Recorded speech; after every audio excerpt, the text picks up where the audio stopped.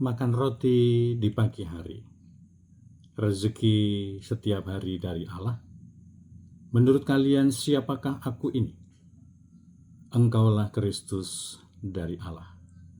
Saya Pastor Petrus Suharjono SJ menghaturkan kepada Anda sekalian salam kasih hati kudus Yesus dan berkat Allah yang Maha Kuasa dalam nama Bapa dan Putra dan Roh Kudus. Amin. Pada kesempatan ini bersama-sama kita akan mendengarkan dan sekaligus merenungkan bacaan Injil dari Injil Lukas bab 9 ayat 18 sampai 22. Bacaan Injil ini juga menjadi bahan permenungan kita dalam perayaan Ekaristi Hari Biasa Pekan Biasa ke-25, Jumat 26 September 2025.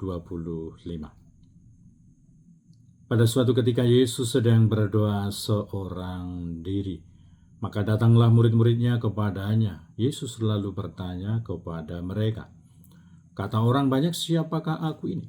Mereka menjawab, "Yohanes Pembaptis." Ada juga yang mengatakan Elia, ada pula yang mengatakan salah seorang nabi dari zaman dulu telah bangkit. Yesus bertanya lagi, "Menurut kalian siapakah aku ini?"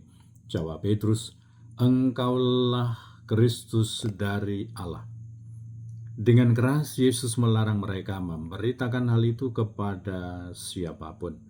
Ia lalu berkata, Anak manusia harus menanggung banyak penderitaan dan ditolak oleh para tua-tua, oleh para imam kepala dan para ahli Taurat, lalu dibunuh dan dibangkitkan pada hari yang ketiga.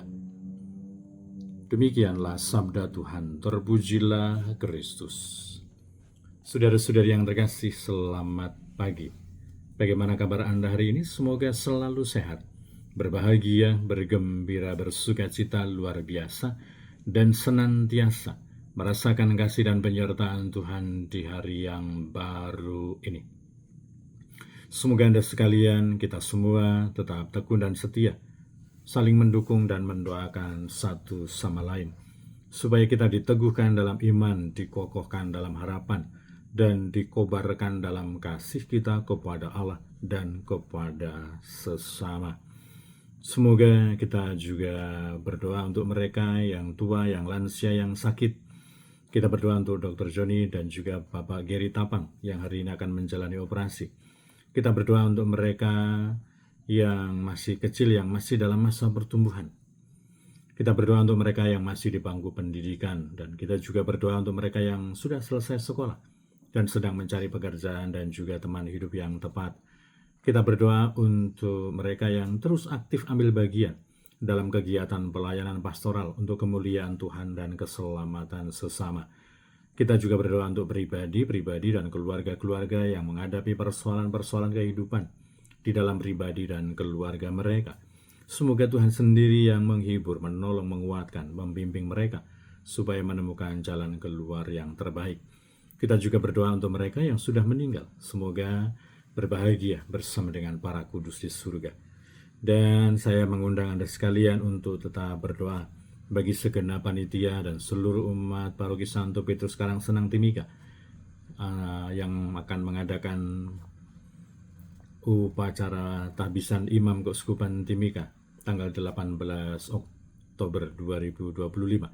Semoga mereka semua dikaruniai iman, semangat persaudaraan, semangat kerjasama, semangat pelayanan, dan semangat cinta kasih untuk memuliakan Tuhan dan melayani sesama.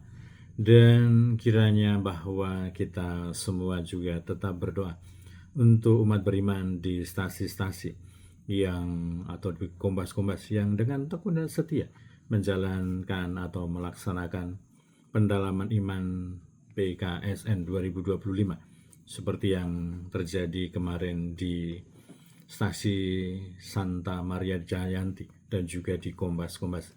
Semoga Tuhan sendiri yang membimbing umatnya dengan kekuatan sabdanya, membimbing umatnya untuk mengerti apa yang menjadi kehendaknya, terutama mendalami tema tentang Allah sumber pembaharuan relasi dalam hidup. Dan kiranya bahwa Yesus menunjukkan kepada para muridnya bahwa memang ada banyak konsep-konsep pemahaman-pemahaman, pengenalan-pengenalan, pengertian-pengertian yang pada hari kemarin kita dengarkan dalam bacaan Injil, yang dimengerti oleh Herodes dan orang-orang di sekitarnya. Tetapi tampaknya itu senada dengan yang dipahami oleh para murid. Tetapi ada sesuatu yang berbeda yang hari ini diwartakan, yang diwakilkan oleh sosok Petrus yang mengatakan, "Engkaulah Kristus dari Allah, Engkaulah Mesias dari Allah."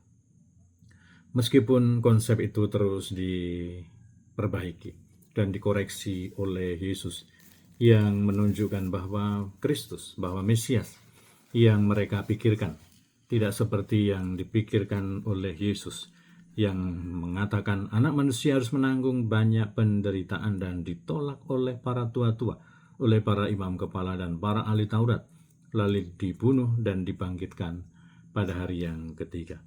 Tentu konsep Kristus, konsep Mesias yang ada dalam diri Petrus, para murid dan juga orang-orang pada waktu itu berbeda dengan yang diajarkan, yang diwahyukan oleh Yesus pada hari ini, membawa sebuah konsekuensi yang tidak mudah, yang tidak gampang. Mengikuti Kristus, mengikuti Mesias bukan seperti yang mereka pikirkan, yang mereka harapkan, tetapi seperti yang dipikirkan oleh Allah, seperti yang direncanakan oleh Allah. Dan kiranya bahwa itu pula yang perlu menjadi inspirasi, insight dan pemahaman kita. Mengikuti Kristus, percaya kepada Allah, menjadi pengikut-pengikut Kristus, memiliki resiko dan konsekuensi. Memang akan mengalami kesulitan. Bahkan di situ dikatakan akan ditolak, akan dibunuh. Tetapi ada harapan cerah, ada harapan sukacita, dibangkitkan. Dan kiranya bahwa kita semua sebagai pribadi-pribadi yang beriman dan percaya kepada Yesus Kristus, kita mengalami pergumulan, perjuangan di dalam kehidupan kita untuk bertumbuh dalam kehidupan rohani kita, untuk bertumbuh dalam cinta kasih kita, bertumbuh dalam pengampunan, bertumbuh dalam kedewasaan rohani, dalam ketenangan batin kita, dalam menghadapi persoalan-persoalan dan juga sikap-sikap, perkataan, komentar, dan segala sesuatu yang ada di sekitar kita.